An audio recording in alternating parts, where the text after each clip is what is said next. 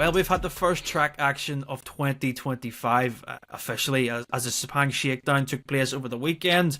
Just give us a little taster for what's to come at the actual Sepang Test this week. Welcome back to the Christ MotoGP Podcasts. It's me, Jordan Morland, joined by Pete McLaren and Lewis Duncan. Pete, you were on the ground. Well, you still are on the ground in Malaysia. How was the limited viewing that you have from the media centre of the Shakedown Test? Yeah, that's it. It's always a bit of a special one, isn't it? It's sort of this mix between a private test and an official test. But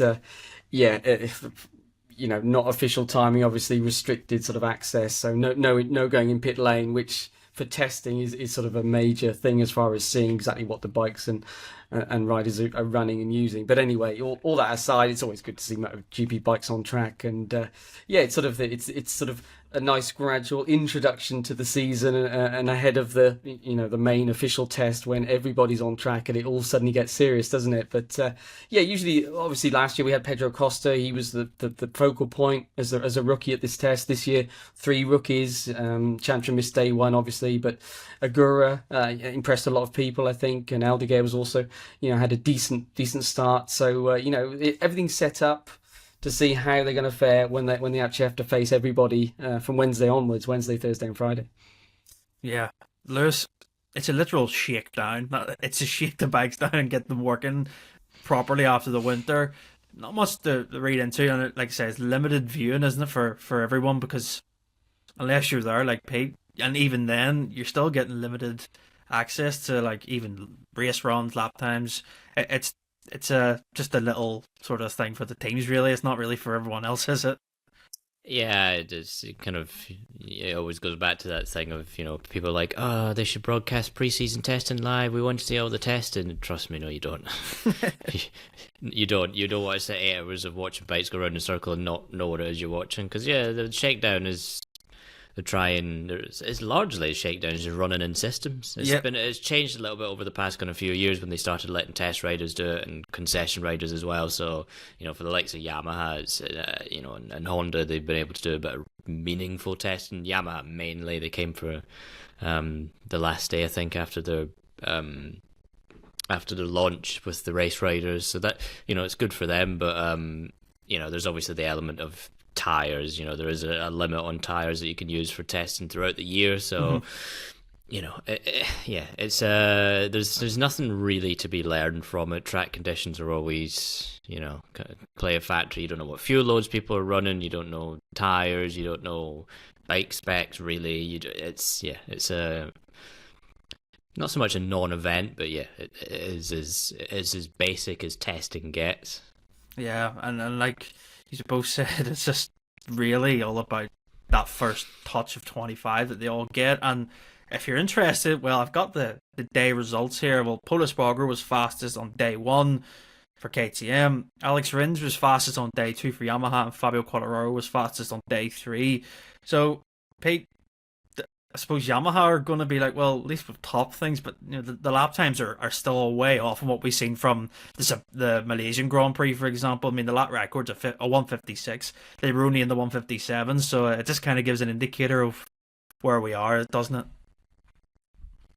Yeah, that's it. The Yamaha guys, I mean, as you say, a 57.7 Acosta last year, I think it was a low 58, wasn't it? So Quattro was slightly quicker than last year. I think for Yamaha, it's always good to be up in the timesheets, but I think more than that, as you guys have been saying, it's hard to compare with obviously most of the top guys not there. But let's say, for example, you're Jack Miller and you're coming in, and if you told him, well, you're going to lead the shakedown 2 days on track, a couple of tenths slower than Fabio Quartararo on the Yamaha, I think he would have taken that. I think he'd say that's a decent, solid start. And to be honest, Jack, from the moment he went out, on that second day on the Yamaha, he was up there. He was leading the timesheets for quite a lot of the day as well. Rins was there, Quartararo was there as well. Oliveira was really the only one that wasn't featuring at the front of the Yamaha. So certainly there were multiple bikes. As I say, you can't draw big conclusions, but you can look at general trends, and there were lots of different Yamaha riders, all fairly equally matched. The one thing that we do get of extra information at this test is that we get every individual bike that the riders use, not just their best lap time, which we normally get, don't we? So we can see, for example, we know from the launch and speak to the Yamaha guys there, that they had the 24 package, if you like, and then they had the new parts, and their job really is to compare the two. So they had one bike on one side and then one bike with the new parts. Well, so you look at Quartararo, he's fastest. We don't know exactly which bike that was on, but actually he wasn't that much slower on his second bike either, was he? So again, that kind of suggests that there's no massive turnaround. You can look at it either way. You can say, well, it's great to be fastest, but on the other hand, there was no big step between those bikes. So it'll be interesting to see how that develops as the week goes on, which parts they do decide they want to keep and which they don't. But the Honda also as well, actually, I think with the Leish, when it did come out on track, as we say, no chance on day one, but Nakagami was on track first and then Aleix took over.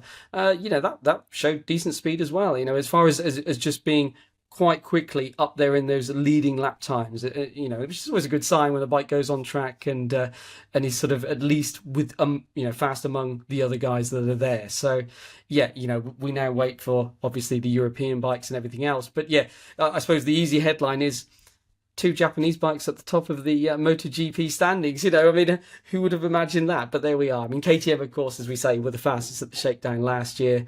So let's see now. Quartararo at the launch, wasn't it? He said he wanted a 56, so he's got a fair way to go. And of course, when he said that, he didn't mean I'll be leading the timesheets if I do a 56. That's just to be within sight, probably, or certainly be competitive with the guys who are going to be at the front. So 57.8 effectively that he did. He knows he's going to have to find another second and a half over these next 3 days. So weather dependent. We're expecting the lap times to improve quite a lot. Yeah, I think it's a good point you make about Yamaha. It's a shakedown, but Lewis, it's good to see that all the Yamaha riders were there, and it's interesting to read that Jack Miller's like pretty much doing the same times he did on a KTM last year from a shakedown. It's like, well, a bit of confidence there, because Miller kind of struggled a bit at Barcelona. Obviously it was his first day on the bike, but it's only really his second and third day, so it shows that they're making steps and he's getting more comfortable as well. Yeah, I mean, I guess the way to look at it is that depending, we don't know what bikes that Quartararo set those kind of top times on, but, assume if the gap's not very big, then it either means that the 2024 bike is the one he set the fastest lap on, and the 2025 bike is, after just a couple of days, is kind of in the ballpark, which is, what you would sort of expect between new bike and old bike if you're going to do a back-to-back, is the older one will feel a bit more comfortable because it's a bit more dialed in, the new one needs a bit of refinement. I think the Pramac factor will be interesting for Yamaha this test. It's a few years now they've not had extra data being gathered. Yes, they've had the test riders, but that only takes you so far. When you look at Ducati, for example, in some years they've had 5 factory bikes on, doing laps and testing. So a rider like Miller as well, he comes into this kind of really looking to kind of take whatever confidence he can get after kind of a couple of pretty difficult years on the KTM. He knows obviously this is a contract year for him, so I think from the off we're going to see a kind of a different Miller. He'll definitely be pushing maybe a bit harder than some of those other Yamaha riders, because he's kind of got to get himself up to speed a bit quicker and push a bit harder, to kind of hit the ground running, when the season starts. So we'll see what happens. Obviously I think Yamaha are quite excited about the work they've been doing towards the end of last year. They've found themselves on quite a good sort of pathway towards what they need to be doing next. And at the team launch, they all sounded, fairly positive. I think no expectations, which is fair enough, but, reasonably kind of confident in what they've, what the work they've been doing so far. So we'll see if it carries on. Again, hard to know, because if you get to the end of the Sepang Test, those Yamahas have been on track a couple of days longer than the rest of the race riders, so a bit more dialed in, kind of. I think, as we always say, the caveat of testing is never really read too much into the lap times. Exactly, and just to stay on Yamaha, Pete, one final one. So much talk over the winter. Is it a V4? Is it an inline? You got some really good answers over the weekend, really, from Yamaha management. I think you can explain best about where their situation lies with a V4.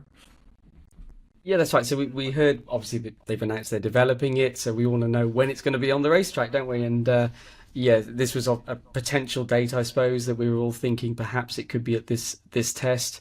The Yamaha launch was the evening of day one of the shakedown, if you like. So obviously, day one of the shakedown, we were looking. It was only Dovi that actually rode the two Yamaha test bikes on day one, but yeah, they look very much like the current, inline four powered bike. You'd be able to see visibly, let alone the sound, but just the exhausts and things would be significantly different for a V4. So also for that reason, I think it's why Yamaha are also being pretty transparent about it. So yeah, when I got the chance to speak to Paolo Bavasio, who's the new sort of Lynn Jarvis, if you like, taking over his role, he was pretty open about it. That the V4 exists, but it's not ready to hit the track yet.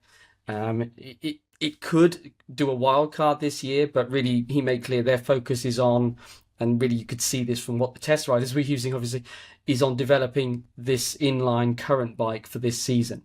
But potentially the V4 could be, depending on how it works out, it could be the bike to use from the start of next season if it proves quicker.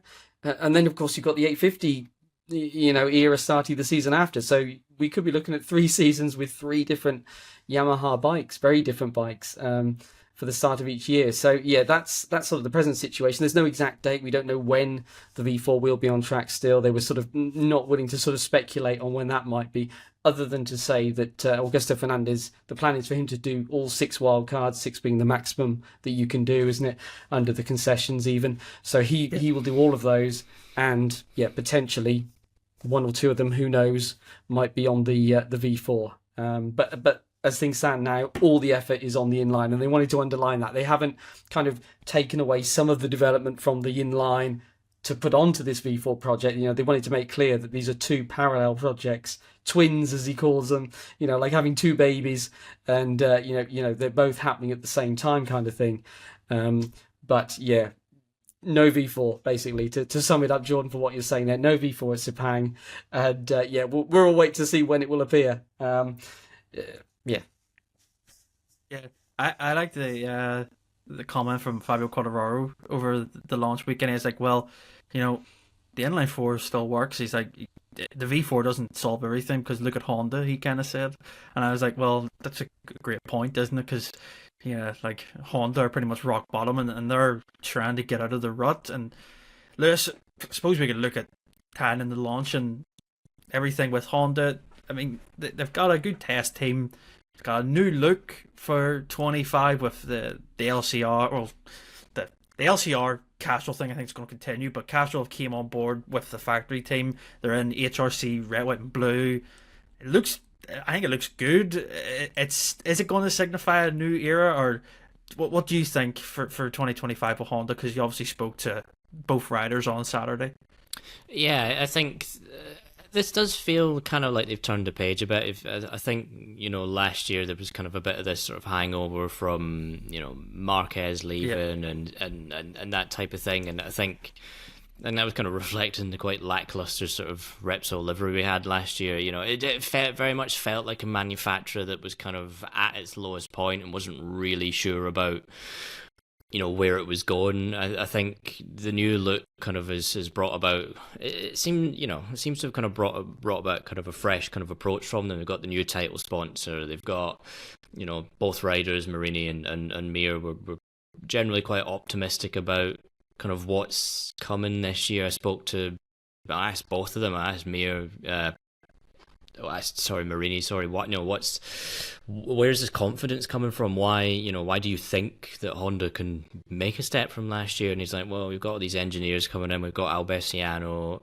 We're doing a good job behind the scenes. We made decent progress kind of towards the end of last year. So clearly that kind of shake up behind the scenes has really galvanized, the race team, as a whole. Joan Mir as well, I thought was really good on, last couple of years has been quite negative a lot of the time, understandably. But, Honda kind of needs a bit of a leader, and him being a world champion in MotoGP, he kind of, as far as I'm concerned, he needs to step into that role. And I think a lot of the time he didn't. And I asked him that. I said, how do you keep your head straight? How do you kind of be that leader that Honda needs? And he was like, it's not easy being in a position that I'm in, that, I've gone from being expected to be up the front to being a rider that nobody counts on, was how he put it, but he's been working on it, he's been training harder, he called that his therapy over the winter. So I think he's kind of taken a much more grounded approach. And I think that's only going to help Honda. They need riders to have a bit of kind of common sense about the goals, really. They're not going to hit the ground running and be fastest. I think that's unrealistic, but I think they believe that the steps they're making and the steps that Albessiano, while slowly, they'll kind of pull them into that top 10 on a more consistent basis, and I think that's kind of what they need to be aiming for.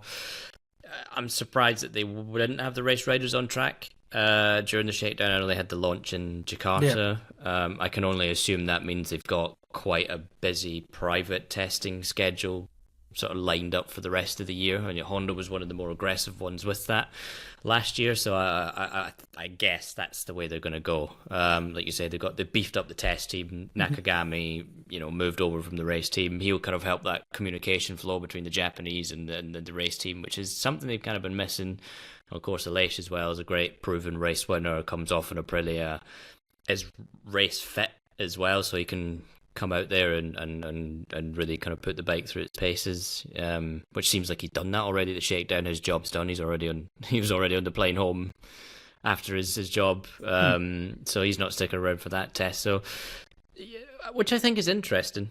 Actually, why would you not have your kind of big test rider signing for the rest of the test unless you kind of believe that the package you've got and the kind of pool of riders you've got in terms of the race riders is kind of on an okay level at the moment. So yeah, I think Honda will definitely be an interesting case over the next couple of days. Yeah, he did an interview actually with MotoGP.com yesterday. I think it was yesterday, after the test had finished, and he said, "Well, I won't be here for the main Sepang Test. I've got a testing program in Portimao, Jerez."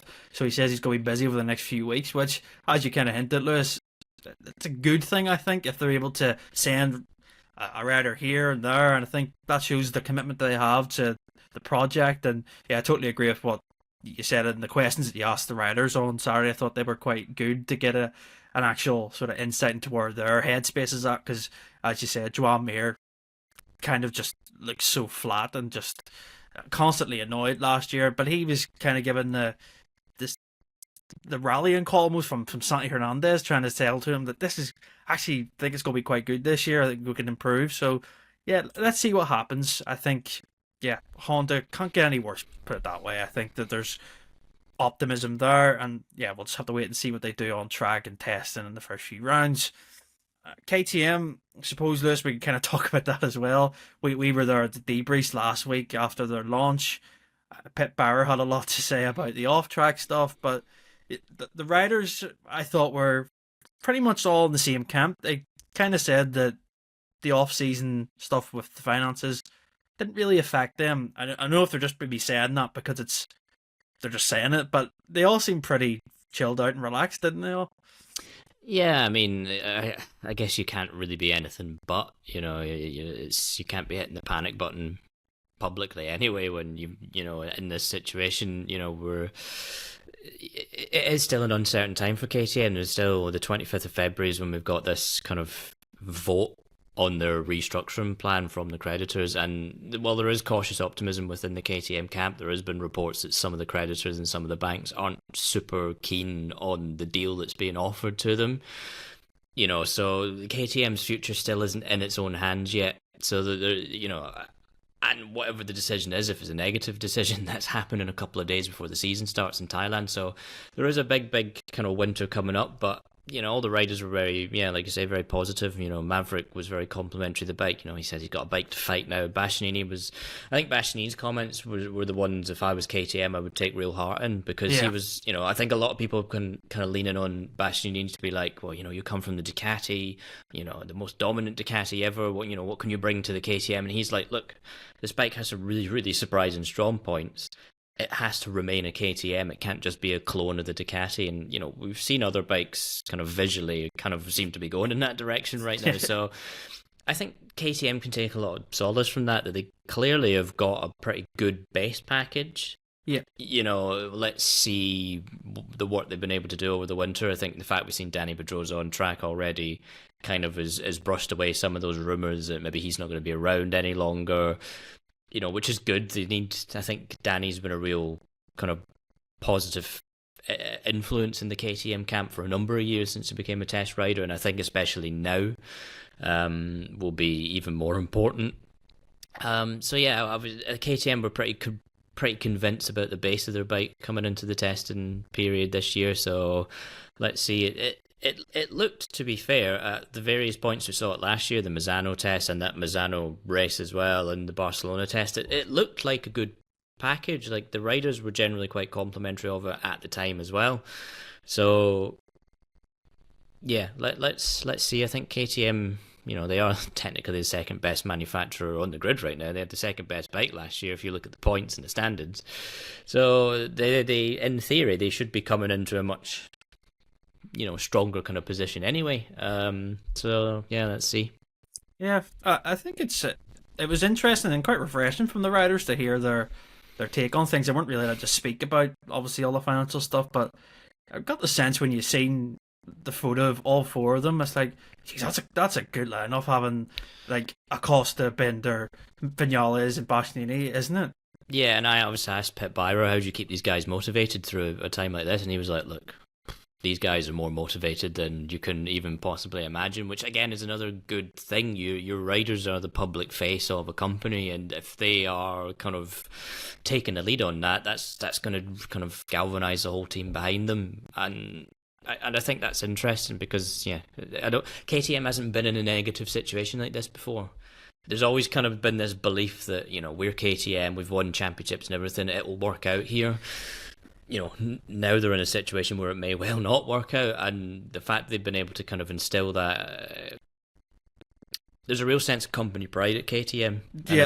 I think that does filter through the riders as well. The way they talk about the brand, the way they talk about the bike, the way they talk about the team, I think that's a very, very good sign. And yeah, I think that will only be a positive when they hit the ground running and testing. There will be this kind of almost added push, I think, from the riders and the team to be like, okay, if this is all we've got for the season, let's maximise it.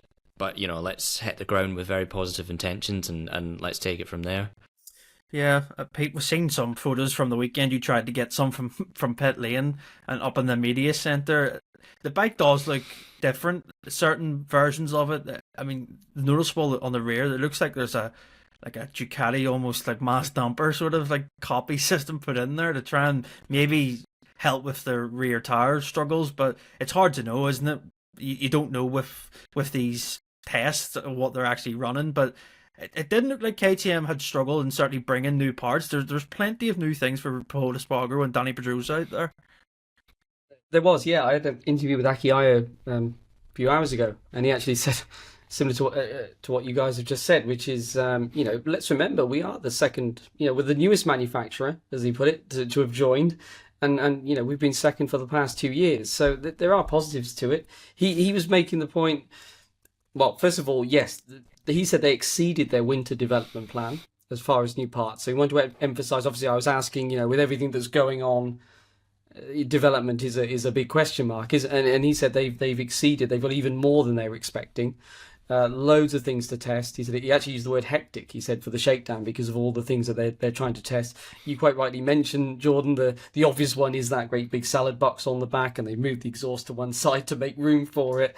And there's other tweaks all around the bike and things like that. And he said that's. He just came out of a technical meeting before he spoke to me, and he was speaking to me while he was trying to sort of hurriedly eat. The guy is just non-stop. It was flat out for him. But and he said this testing, this whole program now continues with, we just swapped the riders out. Now we put in the race riders, and we've got, as you guys have said, the Tech Trois guys as well.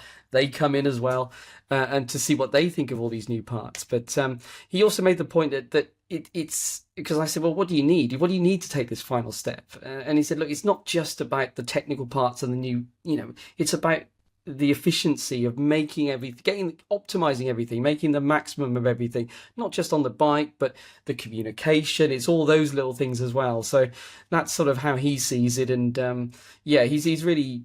So you've got the two parts. You've got the development of the bike, which he insists has gone on as expected, and that there are plenty of new parts for the guys to test this week. But also he made the point, you've got to make the most of what you've got. And I think we saw that, didn't we, with his Moto2 team, and in a championship where you haven't got a constant flow of new parts.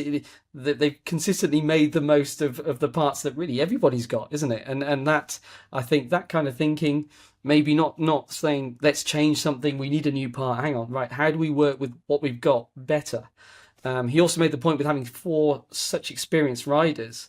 He said it's great having a rookie, but sometimes you can't test in the same way. You can't expect a rookie to give you an opinion on a part if they haven't ridden the bike at that track ever before. Now they've got 4 really experienced guys. Well, Costa with a year under his belt, obviously, having the least. But yeah, even he's got that. So he said they can approach the testing in a different way. They can compare in a different way. So he thinks that will also sort of pay off for them. But let's see what happens when they hit the track. And then we can kind of look at Aprilia. Lewis, it's something that it's going to have a lot of intrigue because of Jorge Martin and Marco Bezzecchi. They have made their intentions very clear with the amount of factory bikes that they have at this test. What do you expect from them? Do you think it's going to be something mind-blowing, or do you think it's something that just needs to take, like KTM, that next step? Yeah, I would be surprised if it's a complete kind of, revolution of the RSGP. Like you say, they've got 10 factory bikes available to them, so they're clearly... won't necessarily all have different parts on them. I think there'll be various kind of mixtures of new parts that worked from last year, different setups, that type of thing. It's interesting. All eyes will be on Jorge Martin more than anything about, can he hit the ground running on the Aprilia? What's his feedback? Can he improve the kind of the negative points that he's sort of pointed out? Can they, he pointed out that the front end was super, super strong. So have they been able to maintain that? There's a lot of kind of question marks there. I think Aprilia have got quite a tricky sort of pre-season ahead of them with so many new riders, and of course you've got Ogura as well as a rookie who, by all accounts, put in quite an impressive race run during the shakedown, but obviously, it's hard to determine fuel loads, tyres, track conditions, etc., etc., etc. We haven't obviously seen very many people do that type of run. So, and we also, I think one of the key things to point out is that we really don't know what sort of a step we're going to have with the 2025 bikes. 2024 turned out to be quite radical for some of them with this Mitch in the rear tyre. So now in theory that everyone's been able to develop a bike around that. What sort of a jump in lap times are we going to see from those bikes that maybe didn't quite get the best of the tyre last year? And more frightfully, what kind of a step are we going to see from Ducati, who were able to understand it and therefore will probably have an understanding of how to unlock even more potential out of it. So yeah, I think Ducati, Aprilia, Martin, Marquez will kind of be the main focus of this test. But again, don't read too much into it. If Jorge Martin's up the field, then fine. But again, that's testing. By the time the first day of testing gets underway, assuming it hasn't rained in Sepang, there's 3 days of rubber on the track already. So that for everyone, kind of masks things a bit. And this first test, we always hear from riders, the first couple of days you're spending just basically getting your fitness back up because you're not on a bike for 2 months. It's super hot, super physical. So yeah, if anything, the real kind of test will be the 2 days in Buriram. Yeah, it's a good point. I think looking at Aprilia over the weekend, if you want to look back at the shakedown, obviously Peter Ogura is the standout because he was pretty consistent. He was P2 on day 1, P4, 2 and 3. Out of the rookies, he was quicker than the other two, which I suppose for Aprilia and Trackhouse, that's a good thing. But it's once, as Lewis said, once the others get there, that's when you kind of see where do these rookies and manufacturers kind of line up, don't you? That's the real telltale for the first few days of testing. And then, as Lewis says, once it gets to Thailand, that's where you really find out the pecking order. Yeah, that's it. That's it. I mean, Ogura, he did impress. I mean, there were people from rival teams that were sort of pointing out, oh, Ogura, he's done a good job. So he wasn't just impressing, let's say, people within Aprilia and things like that. Obviously, it's a strong rookie lineup, should we say? Especially, Aldeguer, he and Aldeguer, multiple race winners in Moto2. Everyone's waiting to see how this is going to go between them. Aldeguer on the GP24, of course, the reigning title-winning bike as well. So, yeah, for Ogura to be up there, it's a strong start. The fact he did a race simulation, I think more than anything, just says he's in good physical shape. I mean, to try it sounds like he did 17 plus laps or something, which is basically a full Grand Prix distance. On the final day, the third day of a shakedown, having ridden all of those days. I mean, just anyway, forget what sort of pace he had, but just to do that tells you that he's already in good shape. So that's a good start. Yeah. And we need to see, as you guys rightly say, now we need to see, he's got the perfect marker in Jorge Martin, the reigning champion. I mean, now we will see how close he can be to Martin, obviously having this bit of a head start in terms of knowing the track, knowing the conditions, and what the bike feels like around the Sepang circuit. But yeah, I think Ogura did pretty well. I think Savadori, it's a different job, isn't it, as a factory test rider? There were all those bikes to shake down. They all had sort of an alphabetical letter by their name, and every time he went out, he was on a different one. It was like running through the alphabet every time he took the track. So I don't know how much actual testing or how much pushing for performance Savadori was able to do, which probably at least partly explains the gap between he and Ogura. They were the only two guys, weren't they, on track with the Aprilia? So that's the other question mark, as we say. Few days time, we'll see all the Aprilias on track, and we'll see where Ogura is then. But just to be the top rookie. And to be up there with Aleix on the Honda, again proving that he's fast. The Yamahas have proven MotoGP race winners. Yeah, it was a good shakedown for Ogura, I think. Yeah, and just out of anyone else's interest, Fermin Aldeguer was P5, P5, P6 on his 3 days. Somkat Chantra didn't do day one, as we've touched on, and he was P13 and P14 on days 2 and 3.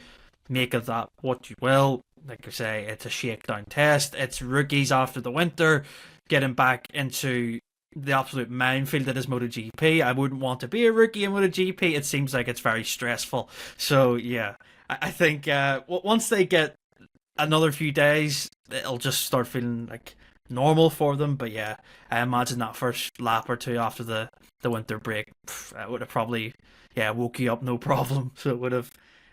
Ducati, Lewis. Last, we'll cover them. What are we expecting for their testing program over the weekend? I will say, fair play to our colleague Alex Whitworth, who very cleverly spotted that they had a new fairing, and he went on Photoshop and done some magic and turned the exposure up and seen what Ducati actually had. So fair play to Alex. That seems to be the key that Gigi hinted at. They're looking at a new fairing, and let's be honest, how do you make a GP24 into a GP25 any better from what we've seen last year? It's just going to be little refinement pieces, really.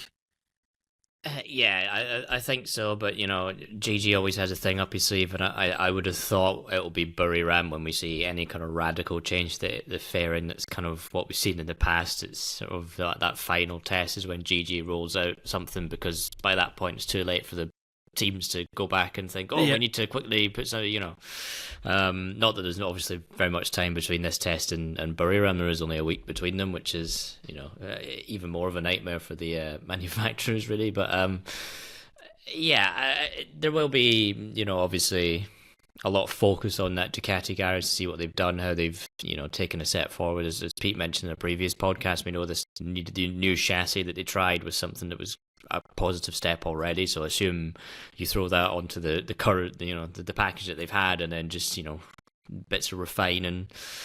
Ducati is going to be a harder one to beat. You look in the Constructors' Championship, there's 395 points to close down somehow, from the rest. So that's they've got a healthy buffer in terms of performance. It's always intriguing to see what Ducati does. I think the aero kind of tweaks that Alex spotted were just kind of a taster. I think these are just very, very small things. I don't think that will prove to be the new kind of aero package that Delaney's teased. Ducati, we've known over the past few years have been quite radical with their changes, with various items. So I'm curious to see what they do, because this, in theory, really will be the last time that they can do it. This will be the last probably major kind of aero update, because from next year it's very hard to imagine that they're going to really pour so much development budget into something that will be stripped back quite dramatically for 2027. It's you're chasing your tail at that point. So yeah, I'd have thought for the kind of final last hurrah of the aero era that Gigi Dall'Igna's probably cooked up something quite radical and quite special. Yeah, I hope so too. I think that what was it, 2017 and 2018? Do you remember the ridiculous aero packages they would have had? And I think, come on, Gigi, for one last one for the road, give us something to look at properly, and just to try and through the others. I think you're right, Lewis. I think there's other photos I've seen online as well from other outlets, and they were kind of showing the work that Ducati had done with their aero on the rear. I'm like, well, that looks a bit different already. So, like you say, they're just piecing little bits together and trying and get it bang on the money for testing. Like you say, probably in Buriram, that'll be when we see the full complete package. But yeah, there's nothing really else for us to cover, gents. We're really just looking ahead now to the actual Sepang test. Pete will be there all 3 days, getting his money's worth of his phone camera. Maybe not as much anymore after the weekend that we see the Shakedown. But yeah, if you want to follow the Sepang test, make sure to head across to Christ.net. We'll have live blogs of it every day. Follow the work I do across social media as well if you want, and we'll have photos on there, videos, anything you can think of, we'll have it on there. So yeah, and then next week we'll have a podcast kind of reviewing it all, and then that's pretty much again a preview for the Buriram test, so it's almost straight into it again. So yeah, MotoGP's well and truly underway, and yeah, if you enjoyed the episode, make sure to like, subscribe if you're watching on YouTube, follow if you're listening on Apple or Spotify, give us a 5-star review, and until next time, we'll see you then.